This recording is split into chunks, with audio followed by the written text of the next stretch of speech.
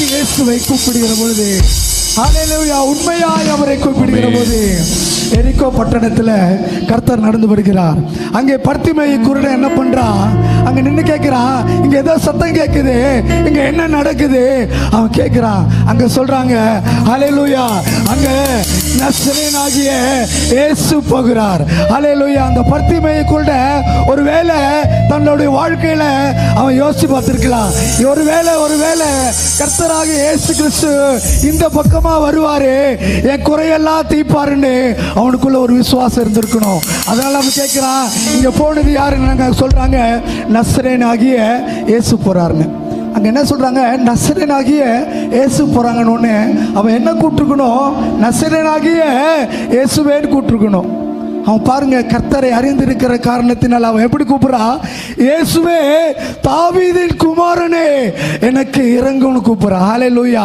உண்மையாய் அவன் நொறுங்கிய இதயம், பார்வையில்லையே என்று நொறுங்கிய அந்த இதயத்தோடு அவன் எத்தனை நாள் பாரப்பட்டிருப்பான்.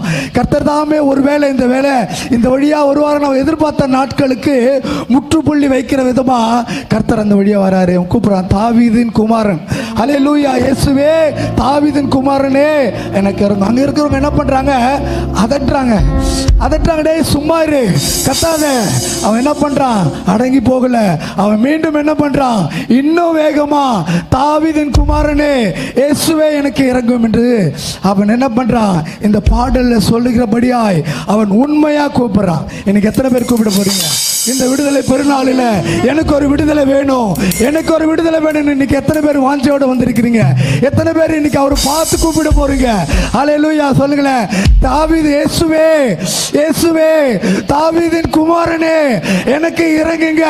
நான் கொண்டு வந்திருக்கிற இந்த விண்ணப்பங்களுக்கு ஆண்டவரே, இந்த நாளில் இந்த சபையில் எனக்கு நீர் பதில் கொடுக்க போகிறீர் ஆண்டவரே.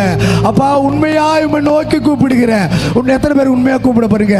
கூப்பிடுறவங்க மாத்திரம் ஒரு ஆமென் சொல்லுங்களேன்.